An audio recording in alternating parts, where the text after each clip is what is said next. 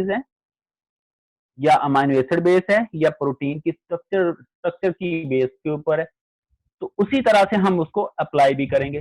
फिर cross reference होना चाहिए कि अगर हम कोई भी डाटा जो है वो पब्लिश करवाते हैं तो उसका पहले से मौजूद जो है वो कोई भी डाटाबेस, उसमें मौजूद जो रेफरेंस होते हैं उनके साथ हमने उसको क्या करवाना होता है, क्रॉस क्रॉस रेफरेंस करवाना होता है कि हमारे डाटा बेसिकली वैलिडेट है। ये नहीं है कि हम कोई भी सीक्वेंस अपलोड कर दें और बता दें कि ये जीन है और ये हमारे जो है वो एनोटेशन है, नहीं, हमने उसको क्रॉस रेफरेंस करवाना होता है कि फला टाइम फला पर्सन ने ये सीक्वेंस दिया था, जबकि आज हम ये सीक्वेंस कर रहे हैं तो उसके अंदर इतनी चेंज आई है, इतना इसके अंदर जो है वो फॉल्ट डिवेल्प हुआ है, इतनी म्यूटेशन आई हैं, इतने स्निप्स आए हैं, या जो भी चीज उसके अंदर डेवलप हुई है, तो हम उसको रेफरेंस के तौर पे पहले वाला सीक्वेंस यूज करेंगे और इलेबोरेट जो है या एक्सप्लेन हम अपना जो है वो डेवलप सीक्वेंस उसको करते हैं। फिर इसी तरह से इसके अंदर जो है वो मिनिमम रिडंडेंसी होनी चाहिए। रिडंडेंसी क्या होती है कि स्टेट ऑफ बीइंग नॉट और no longer need a useful, कि एक दफा जब हम उसको यूज कर लेते हैं तो ये नहीं है कि बार बार उसी को हम यूटिलाइज करें। हमने एक दफा अपना कर दिया तो बाद अगर उसमें दोबारा से चेंज आ सकती है, नेक्स्ट एक्सपेरिमेंट में अगर कोई चेंज आती है तो वो अगेन हम करेंगे, अदरवाइज उसी को हम अगेन एंड अगेन जो है वो डिपॉजिट नहीं करवा सकते। इजी टू रिट्रीव होना चाहिए, हम उसको इजीली फेच कर सकते हैं, उसको फाइंड कर सकते हैं, डेटाबेस से निकाल सकते हैं। फिर इसकी जब हम हिस्ट्री देखते हैं कि डेटाबेसेस जो हैं वो डेवलप कब किए गए थे, इसमें सबसे पहले जो हमारे पास आ जाता है कि ये स्टार्ट होता है जब for the first time protein जो थी उसको सीक्वेंस किया गया। इंसुलिन प्रोटीन को जब सीक्वेंस किया गया जिसमें 55 अमीनो एसिड थे, और ये atlas of protein sequence in 1965 में मार्गरेट डे हॉफ ने जो है इसको पब्लिश करवाया था।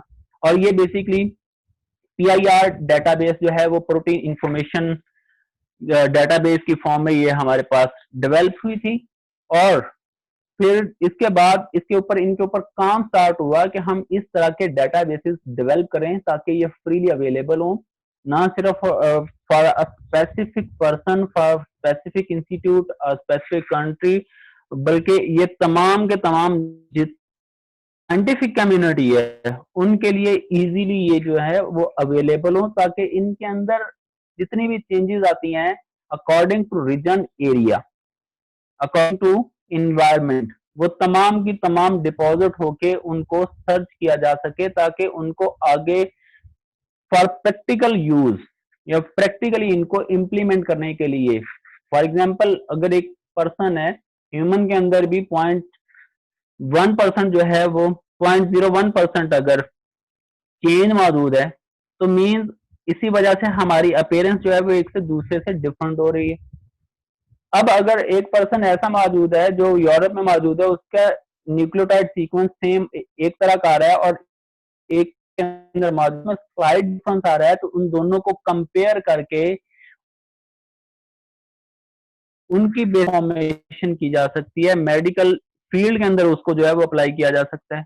जो जितनी भी जेनेटिक डिजीज की वेरिएबिलिटी आती है इसी बेसिस के ऊपर इनको डिटेक्ट किया जाता है। फिर इसी तरह से जो फर्स्ट न्यूक्लियोटाइड सीक्वेंस जो यीस्ट ट्रांसफर आरएनए का था वो 77 बेस, जो वायरस हीमोफिलस इन्फ्लुएंजा था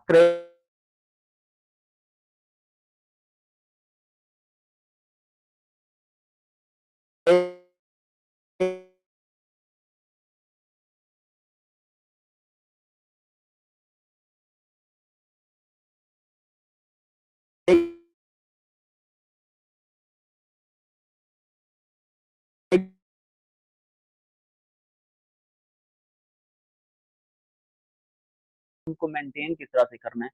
सेम लाइक अ हाउस इसको हम अगर लेके चलते हैं तो डेटाबेसेस में इसमें जो है वो प्राइमरी और सेकेंडरी डेटाबेसेस होते हैं, और थर्ड टाइप का जो डेटाबेस आ जाता है वो जो इसको हम कंपोजिट डेटाबेसेस का नाम देते हैं। वो इन दोनों से जो इंफॉर्मेशन होगी उसको फिल्टर करके सीक्वेंस जो है वो प्राइमरी और जितने भी दूसरे डेटाबेसेस होते हैं उनसे लेके उनको कंबाइन करके बेसिकली यूज होता है। लेकिन मेजरली जो हम इसको प्राइमरी और सेकेंडरी डेटाबेसेस के अंदर ही कैटेगराइज करते हैं। अब सबसे पहले इसके अंदर हम देखते हैं कि इसकी जो है वो स्ट्रक्चर जो है वो डेटाबेस की वो क्या होगी। हमारे पास जो फाइल्स होंगी वो फ्लैट फॉर्म की होंगी। ये नहीं है कि हम कम्प्लेक्स किस्म की या डायग्रामेटिक जो है वो फॉर्म के अंदर फाइल्स जो है वो डेवलप करना शुरू कर दें। फिर इसी तरह से जो इसका रिलेशनल डेटाबेसेस हैं, जितने भी सीक्वेंस हैं उनको आपस में इनका रिलेशंस मौजूद हो। फिर ये ऑब्जेक्ट ओरिएंटेड डेटाबेसेस हों। कोई भी डेटाबेस है उसका पूरे का पूरा एक ऑब्जेक्टिव होता है कि उन्होंने न्यूक्लियोटाइड सीक्वेंस को टारगेट करना है, प्रोटीन सीक्वेंस को टारगेट करना है, प्रोटीन स्ट्रक्चर को टारगेट करना है, ठीक है। जेनेटिक्स को अगर करना है तो वो एक ऑर्गेनिज्म की बेस के ऊपर भी अब ह्यूमन डेटाबेसेस भी मौजूद हैं, जिसमें whole of the human nucleotide amino acid protein structure जो है वो सिर्फ और सिर्फ ह्यूमन की मौजूद होती है। फिर वायरल डेटाबेसेस भी मौजूद हैं, बेसिकली ऑब्जेक्ट्स होते हैं उनके। फिर जितने भी डेटाबेसेस होते हैं ये डेली बेसिस के ऊपर जितनी भी अपनी पब्लिकेशंस हैं, अपनी टेक्निक्स हैं, इनको जो है वो क्या करते हैं, एक्सचेंज करते रहते हैं। फिर डाटा की जो है वो टाइप क्या होगी, वही न्यूक्लियोटाइड सीक्वेंस है, प्रोटीन सीक्वेंस है। फिर इसी तरह से उसके प्रोटीन सीक्वेंस के पैटर्न या मोटिव्स आ जाते हैं। मोटिव्स होते हैं रीजन, स्पेसिफिक रीजन। अब एंजाइम के आगे इसकी एग्जांपल मैं देता हूं कि यहाँ पे आप लोगों के पास होगा कि एक्टिव साइट क्या होगी, ठीक है। फिर इसी तरह से दूसरी जितनी भी उसकी मेंटेनिंग साइट्स आ जाती हैं वो क्या होती हैं।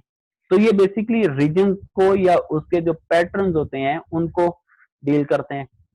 इस तरह का डाटा भी मौजूद होता है। फिर इसी तरह से मोलेकुलर लेवल का मैक्रो लेवल जो मौजूद होते हैं, मैक्रो मॉलिक्यूल की 3D स्ट्रक्चर्स होती हैं। अब मैक्रो मॉलिक्यूल्स में हमारे पास मोस्टली जो है वो प्रोटीन्स आ जाती हैं। फिर इसी तरह से जीन एक्सप्रेशन का जो डाटा मौजूद होता है, हमारे पास एक स्पेसिफिक जीन है, उसके एक्सप्रेशन लेवल क्या है, कितना वो एक्सप्रेस होता है, क्या वो पार्शली एक्सप्रेस होता है, फॉस्फेट कोई भी एंजाइम है वो किस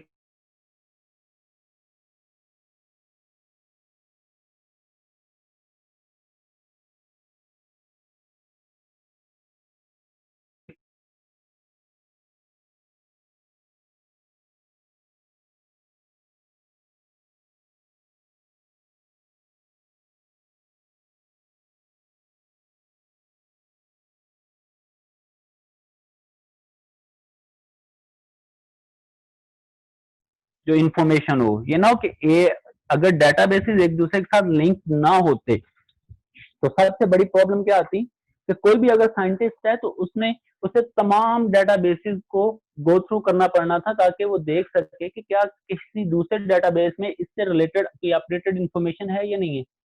तो इंफॉर्मेशन टेक्नोलॉजी ने जो सबसे मेन चीज करवाई है वो यही चीज है कि टाइम सेविंग हो गई है साइंटिस्ट की। वो एक क्लिक करते हैं तो उससे उनको तमाम इंटरलिंक जितने भी डेटाबेसेस होते हैं उनसे इंफॉर्मेशन मिल जाती है कि इस डेटाबेस के अंदर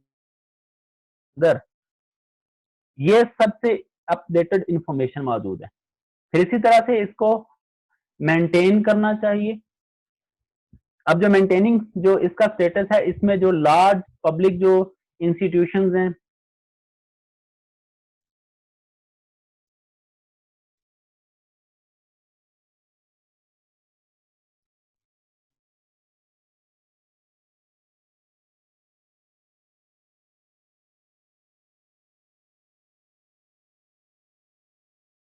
उसमें बेसिकली इसके मेंटेनर्स होते हैं। इन तमाम डेटाबेस वायरस जीनोम बेस्ड भी डेटाबेस मौजूद हैं।